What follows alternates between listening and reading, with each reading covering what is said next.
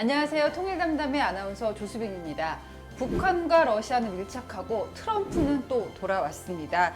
자, 한반도 주변 정세가 더 복잡해지고 있는데요. 오늘은 이호령 센터장님과 함께 계속해서 얘기 나눠보겠습니다. 어서 오세요. 네, 그리고 박신영 씨도 함께합니다. 북한군이 파병된 지도 이제 좀 시일이 지났습니다. 근데 네. 궁금한 게요. 이거를 북한 주민들이 모르게 쉬쉬해서 보냈다는 얘기들이 나오고 있어요. 결국에는 정권에 대한 총알바지로 보냈기 때문에 김정은 입장에서 떳떳하지 않고 그래서 쉬쉬하며 보냈다는 얘기가 나오는데 실제는 어떻습니까? 보통 우리가 파병을 한다라고 하면 네. 파병에 대해서 지원을 하게끔 되어 있죠. 그리고 그 파병에 대해서 지원을 하게 되면 자국의 군복을 입고 가게 되는 거죠. 근데 지금 보면 쿠르스크 지역에서 관찰되는 북한군을 보면 러시아 군복을 입고 있다는 거죠. 그런 측면에서 정말 이들이 지원을 해서 러시아를 갔을까라는 거에 대한 퀘스천이 남아있다는 거죠. 북한이 주장하고 있는 자주 국방을 내세우고 있지 않습니까? 보면 북한이 국방에서의 자주, 외교에서의 자위라는 부분을 굉장히 강조를 하고 있는데 보면 실질적으로 북한군이 북한이 아닌 다른 나라에 가서 다른 나라를 위해서 싸우고 있다라는 거죠.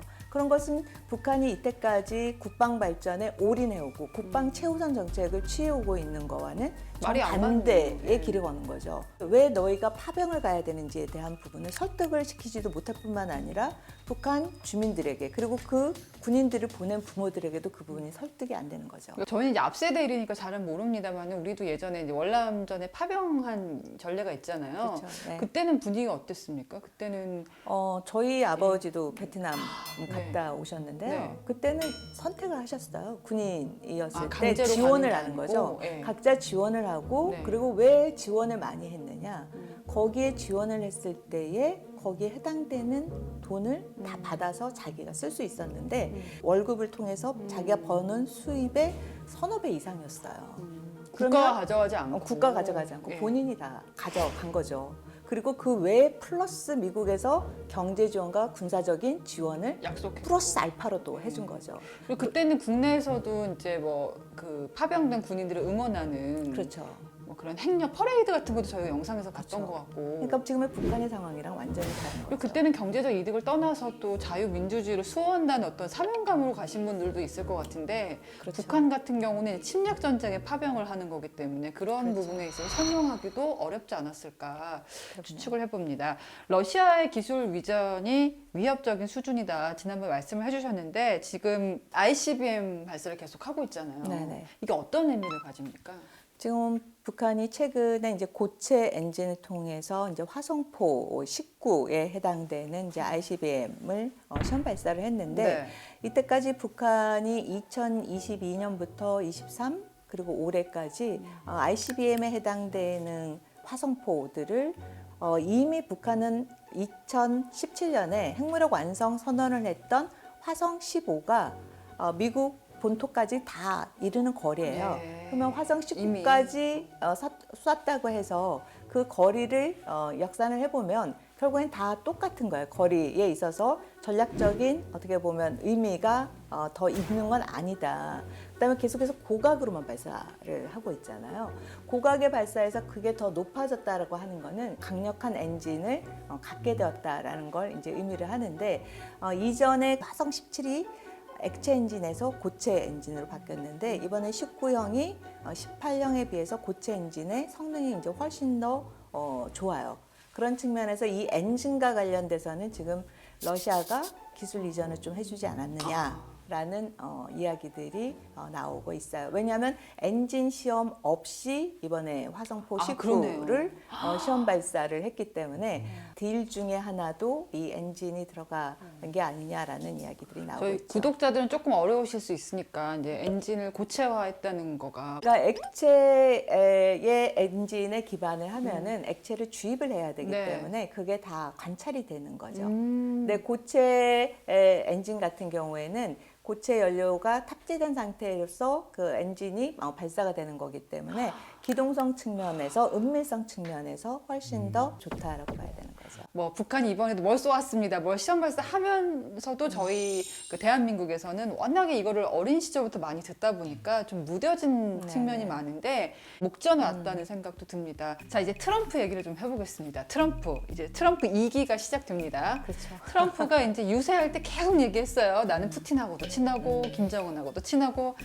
그래서 두 가지 얘기를 많이 하세요. 이제 미국이 북한이나 러시아 밀착해서 어떻게 보면 우리 입장에서 원치 않은 그림이 나올 수도 있다. 아니다. 트럼프는 사업가 기질이고 도박하는 기질이 있기 때문에 네네. 마치 배팅을 하듯이 굉장히 카드를 많이 가지고 있을 것이다. 겉으로는 저렇게 말하지만 결국에는 우리에게 위협이 되는 일은 하지 않을 것이다. 기대와 두려움이 극단으로 갈리는 것 극단으로. 같습니다. 그렇죠. 어떻게 보십니까? 보면은 예. 강하게 위대하게 아메리칸 퍼스트의 2.0이 왔다라고 이제 이야기를 하고 있는데 그런 미국의 트럼프 행정부 2기에 왔을 때 대북 정책이 어떻게 될 것이냐에 대한 부분에서 두 가지 부분을 많은 분들이 말씀하시는 것 같아요. 첫째는 북미 간에 한국을 제외시키고 대화 테이블에 앉는 거 아니야? 그리고 그러니까. 협상을 해서 우리가 원하지 않는 방향으로 협상하고 자기네들끼리 뭐 합의하는 거 아니야? 그리고 또 두 번째의 또 우려사항은 북한의 완전한 비핵화가 아니고 북한이 항상 이야기해왔던 핵 통제 협상으로 끝나는 거 아니야? 라는 두려움들을 많이들 말씀을 하시는 것 결국은 같아요. 핵보유를 인정해야 하는 그렇죠. 방향으로. 결국엔 핵보유를 예. 인정하고 그냥 숫자 정도만 통제하고 네. 그리고 미국 본토를 타격할 수 있는 ICBM 정도만 너희는 미사일 미국만 개발하지 건들지 마. 않고 그냥 너희들 핵 갖고 있으면 오케이 하는 걸로 끝나는 거 아니야? 라는 두 가지 이슈인 것 네. 같아요. 그러면 이제 문제는 트럼프 행정부 2기 때 와서 이 두 개가 정말 현실 가능한 부분이 될 거냐라는 거를 제기를 해볼 수가 있는데 저는 둘 다 어렵다라고 봐요. 왜냐하면 첫 번째로는 북한과 미국이 지금 현재 협상 테이블에 앉을 만큼 미국도 준비되어 있지 않고 북한도 그럴 이유가 없다. 왜냐하면 트럼프 행정부 1기 때와 틀리게 지금 두 개의 전쟁이 진행이 되고 있다. 우크라이나 중동 전쟁과 쪽에서도 있고. 중동의 네. 이스라엘 전쟁이 진행이 되고 있는데 지금 트럼프는 행정부가 이기고 첫 1년, 2년 안에 뭔가 성과를 가시적인 성과를 내지 않는다면 북한과 미국이 협상 테이블에 앉아서 합의를 할 건더기가 없다라는 거죠. 오히려 그때는 중국의 문제에 더 집중할 가능성이 예. 높다라는 거고 그다음에 두 번째는 비핵화 협상과 관련돼서 지금 보면 미국이 전체적으로 지금 핵 현대화 작업을 진행을 시켜 나가고 있어요. 2030년을 목표로 정했는데 이게 지금 지연이 되고 있는 상황이에요.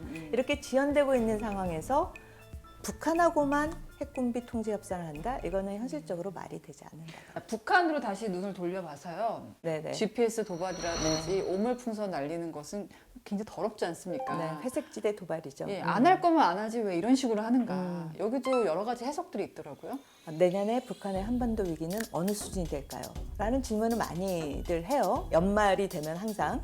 내년을 예측을 한다면 북한의 도발은 잦은 단계의 전략 도발과 회색지대 도발을 복합적으로는 할 수 있지만 이 도발이 위기로까지 발전시키는 거는 굉장히 회피를 할 것이다. 예. 왜냐하면 그 어느 때보다 북한의 어떻게 보면 대위 태세라든지 이런 부분이 지금 어떻게 보면 최저점을 찍었다라고 다 바깥으로 나와 봐야 되는 있어서. 거죠. 그렇죠. 왜냐하면 지금 파병 보냈죠. 예. 그 다음에 지난 여름에 홍수로 수해 인해서 났었죠. 수해로 예. 인해서 재건 사업으로 건 20만 명, DMZ 지역에 장벽 쌓는다. 맞아요. 거기다가 네. 또 지뢰 다시 또 쫙 깐다고 해서 거기에 또 많은 병력들이 또 들어가서 하면서 지금 또 사상자도 많이 나오고 있어요. 네. 그런 상황에다가 김정은이 지방 발전 정책이라고 해서 10 곱하기 20 정책을 내세웠는데 여기에 그러면 민간이 가냐? 아니에요. 군인들을 동원해서 그 지방 발전 기업 정책에도 지금 군인들이 들어가고 있어요. 이제 그런 상황이기 때문에 앞서 말씀하신 것처럼 북한은 왜 도발을 이런 거를 해요? 뭐 이렇게 라는 해요. 거죠? 안 할 왜 거면 안 이런 걸 하지. 하죠? 그래서 쓰레기 도발이라든지 이런 거는 계속해서 내부적으로 긴장도를 높여야 김정은이 강조하는 국방 최우선 정책이라는 거에 네. 대한 동력을 가져갈 수 있기 때문에 얘네들 입장에서는 도발이 필요한데 강도가 높은 걸 하기에는 지금 내부적으로는 감당할 역량이 네. 안 된다라는 거죠. 그런 측면에서 우리는 북한의 위협에 대해서는 철저히 대응을 하되 네. 외교적으로는 한반도 안정과 평화를 위한 해법을 계속해서 강구를 해 나가야 되는 거죠. 북한과 러시아가 이제 밀접해지면서 세계 안보가 흔들리고 있습니다. 우리도 어느 때보다 좀 지혜로운 전략이 필요하겠습니다. 국방연구원 이호령 센터장님 그리고 박신영님 출연 고맙습니다. 감사합니다.